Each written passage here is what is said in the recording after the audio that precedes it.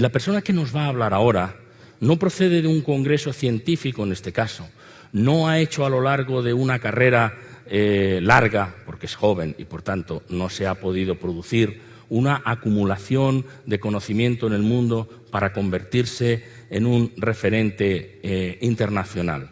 Lo ha hecho en los últimos años, lo ha hecho muy rápidamente y con frases cortas de 140 caracteres. Yo creo que esto es lo extraordinariamente relevante, contar la situación de un país, contar las preocupaciones de toda una colectividad simplemente con un instrumento nuevo, aliarse con los nuevos medios de comunicación. Eso lo ha hecho y es un reconocimiento mundial, por lo menos en el ámbito del español, en el ámbito de los 500 millones de personas que en el mundo compartimos esta lengua, lo ha hecho de forma magistral. En muy poco tiempo, una valerosa persona a la que admiramos profundamente y así se lo comunicamos. Joanny Sánchez, adelante. Señora. Muchas gracias. Gracias. Muchas gracias. Buenas tardes. Un placer enorme estar con todos ustedes aquí. Algunos rostros los conozco de Twitter. Me encanta verlos en lo personal, en el mundo físico, no solamente en el mundo virtual. Gracias, Joaquín. Gracias a todos los organizadores del Ser Creativo. Pues bien, ¿de qué vengo a hablar hoy yo aquí? Pues de tecnología, creatividad, libertad y protección. Esas son básicamente las palabras en las que quiero concentrarme. Y voy a hablar de todo eso vinculado a una red social que muy probablemente muchos de los que están aquí conocen. Twitter, que justo esta semana está cotizando por primera vez en la bolsa. Confieso que no tengo ninguna acción en Twitter todavía. Pues Twitter ha sido una herramienta fabulosa para muchos activistas, para muchos comunicadores y periodistas en el mundo, pero ha tenido un papel fundamental para Cuba. Ha tenido un papel que yo definiría como la ruptura del monopolio informativo del Estado, del Partido Comunista en el poder, la ruptura de que solo ellos podían tener la inmediatez. Twitter con 140 caracteres y además en un país donde hay oradores que hablan tantas horas, Twitter con 140 caracteres nos ha permitido a los cubanos no solamente informar, reportar, nos ha permitido el SOS. Un SOS que yo podría describir como una botella que se lanza al mar. Uno no sabe si alguien va a leerla, pero increíblemente al final alguien termina leyéndola y protegiéndonos. Pues les voy a presentar a este pajarito azul, al Twitter sin Internet, al vuelo del pájaro azul, en lo que yo llamo la isla de los desconectados, en el país del hemisferio occidental con menor conectividad a la web. Pues bien, ¿cómo llegó este pájaro azul a nuestras vidas? Pues llegó a mediados del año 2008 a través de una gestión de conocimiento. Y eso es importante remarcarlo, porque ayer mismo Fernando Savater hablaba de la importancia de la educación para formar ciudadanos, para formar conciencia cívica. Yo estoy aquí también gracias a que otros han sido bondadosos con su conocimiento y con su información. A mediados del año 2008 hacíamos en la sala de nuestra casa, un edificio modelo yugoslavo en el piso 14, hacíamos en la sala de nuestra casa algo que llamábamos el itinerario blogger. Era un lugar para encontrarnos, debatir, conversar. Y a veces alguien traía un invitado y en una de esas jornadas llegó un joven español y nos habló por primera vez de una red social de nombre muy raro, que en un principio nadie podía pronunciar, que estaba causando furor, estaba generando pasiones fuera de nuestro país. Recuerdo que al otro día me fui a un hotel. En Cuba no podemos contratar una conexión doméstica a Internet. Me fui a un hotel, pagué los altos precios de una hora de conexión, 1/3 del salario mensual de un profesional, y me hice mi cuenta de Twitter. La primera pregunta era, ¿y esto para qué sirve? 2 semanas después me dije, para nada. Para nada, porque ¿cómo iba yo a tuitear si no tenía acceso a Internet? Si mi móvil es prácticamente un móvil autista que no se comunica con el afuera, a no ser por mensajes de texto, por los llamados SMS. Sin embargo, después de insistir mucho, y ahí entra también la solidaridad, que ha sido un componente importantísimo para mí y para el resto de los activistas, Después de insistir mucho en la ayuda de Twitter y preguntar, descubrí que en el ADN, en la genética de Twitter, en sus rudimentos, Twitter está formado por mensajes de solo texto. Y comenzamos así a emitir esos pequeños 140 caracteres desde nuestros teléfonos desconectados y a narrar la Cuba profunda, a narrar nuestro país desde muchos lugares de la isla. El itinerario blogger se convirtió en una academia blogger, en otra gestión de conocimiento, todavía en la sala de nuestra casa. Y allí se han graduado más de 300 personas en el arte de tuitear sin internet. Eso, como les decía, nos ha cambiado la vida. Y les voy a contar una pequeña anécdota personal, porque las teorías como siempre se quedan en el aire. Los testimonios creo que son siempre un ejemplo más fuerte, más intenso de para qué sirve algo, ¿no? Justamente por estos días de noviembre, pero en el año 2009, yo tuve una de las jornadas más traumáticas, más desesperantes de mi vida, ¿no? Iba con un grupo de amigos, salíamos a participar en una pequeña demostración alternativa, independiente, contra la violencia. Recuerdo que cuando salí de casa acompañada de estos amigos, una de mis amigas me dijo, voy a escribir un mensaje para Twitter y lo voy a dejar en la bandeja de salida del móvil donde diga estamos detenidos. ¿Por qué? Porque había cierta presión, se veía alrededor de nuestra casa vigilancia, gente observando, y mi amiga quería asegurar que si pasaba algo, la gente se enterara, ¿no? Recuerdo que le dije, eso trae mala suerte, pero ella lo hizo de todas maneras. Por suerte lo hizo. Justamente antes de llegar al lugar de la demostración, un auto de la policía política nos interceptó, nos metieron a la fuerza en el auto, yo fui introducida de cabeza en el asiento de atrás y a mi lado un hombre muy fornido que puso toda su fuerza y su presión en apretarme con la rodilla el esternón. Imagínense esa situación. Caminas por la calle, de pronto te meten a la fuerza en un auto, estás en una posición realmente incómoda, estás en pánico, en shock, dices, ¿y esto qué es? De pronto has caído en una burbuja de ilegalidad. De pronto todo el aparato jurídico no te protege. La puerta se cierra y el auto empieza a andar. Pero mi amiga, afortunadamente, tenía aquel mensaje en la bandeja de salida. Y justo antes de que nos metieran en el auto, lo logró enviar. Bueno, ¿qué contarles? Gritos, golpes, presiones, pero en un momento el teléfono del chofer sonó. El auto ya estaba en movimiento, el hombre tomó el teléfono, respondió, colgó, se viró hacia atrás y le dijo al fornido que estaba con la rodilla sobre mi esternón, no la aprietes mucho, que ya lo saben.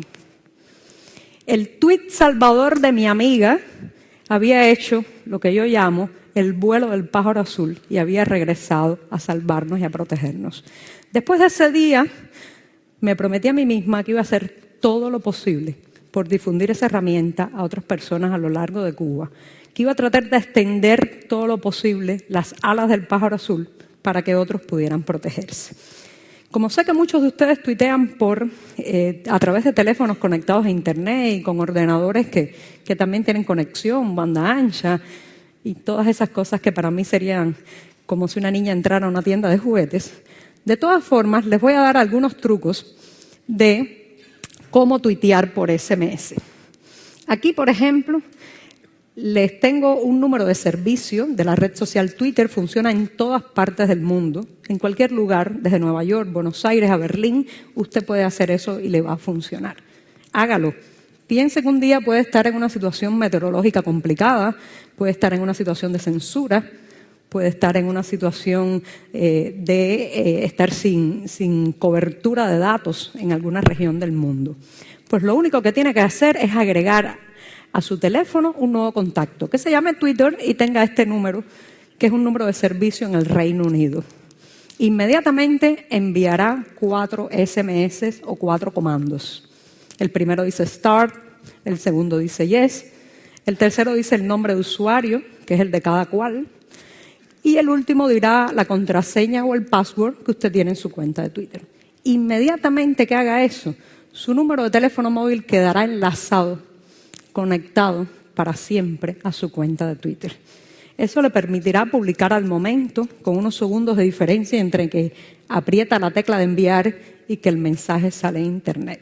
Pues asimismo, lo están haciendo dentro de Cuba unos 152 tuiteros.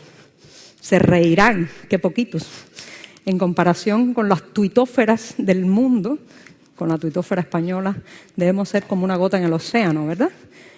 Pero piense por un momento en un país donde por 54 años el gobierno ha tenido el monopolio absoluto de la noticia que se mueve y de lo que se publica.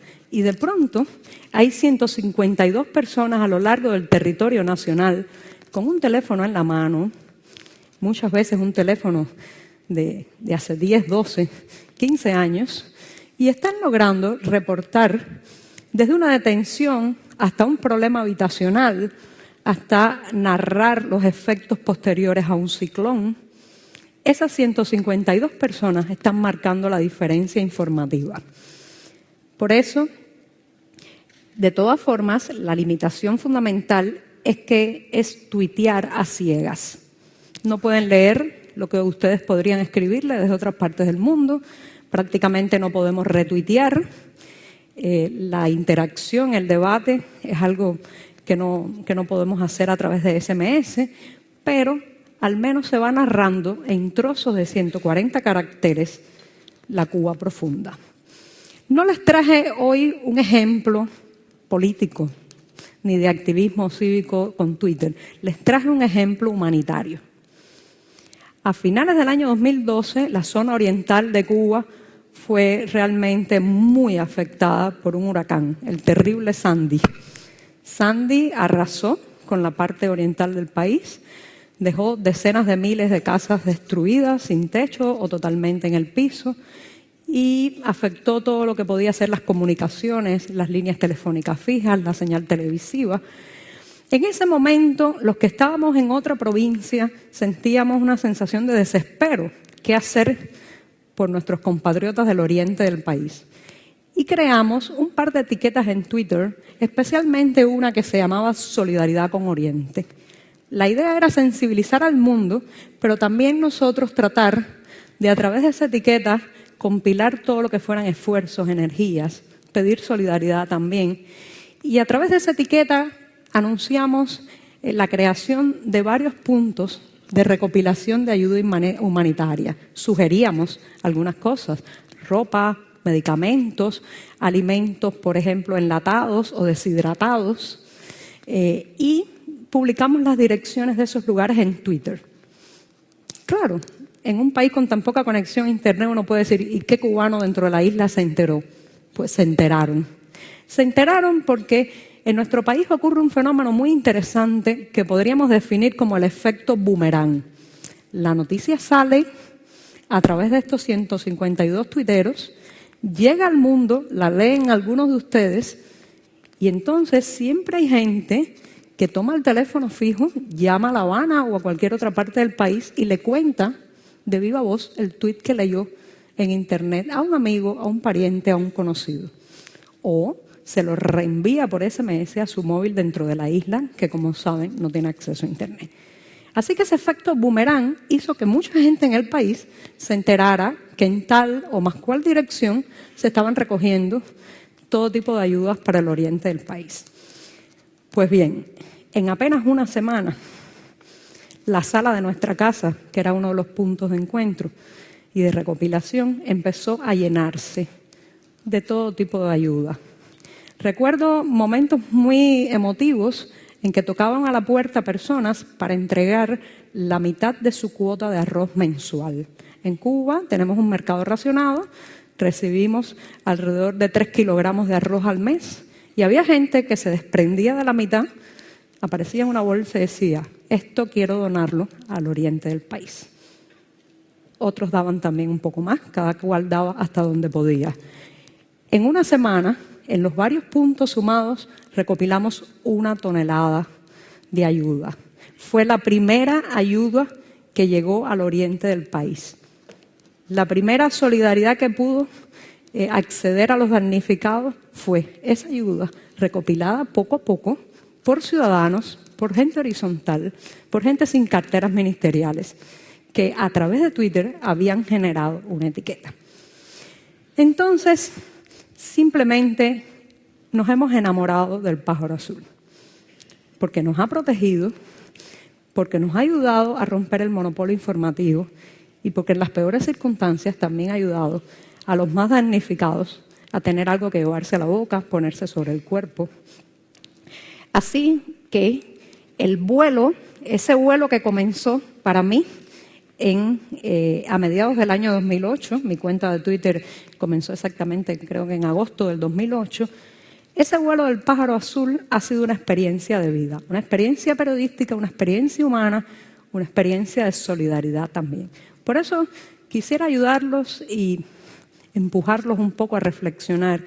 Cuando estén con Twitter, cuando estén con sus teléfonos móviles conectadísimos a Internet, hiperconectados, cuando esté frente a su ordenador o computadora y estén en esa red social, piensen también que no solamente sirve para comunicar lo que nos gusta, para decir qué rico está el café hoy por la mañana. A mí me encantaría un día poder tuitear qué delicioso está el café hoy por la mañana, y no porque no esté delicioso, sino porque tenemos tweets más urgentes que enviar que cómo está el café, ¿no? Pues los convoco a que cuando estén otra vez frente a esta herramienta, frente al pájaro azul, piensen en que ustedes también pueden ayudar a proteger a alguien. Un retweet, una simple mención, una atención a ver qué ocurre, estar atento de una cuenta, replicar otras, hacerse eco de una etiqueta, eso puede marcar la diferencia. Puede significar que el chofer se vire y diga: no lo aprietes mucho, que ya lo saben. Ustedes lo saben. Muchas gracias.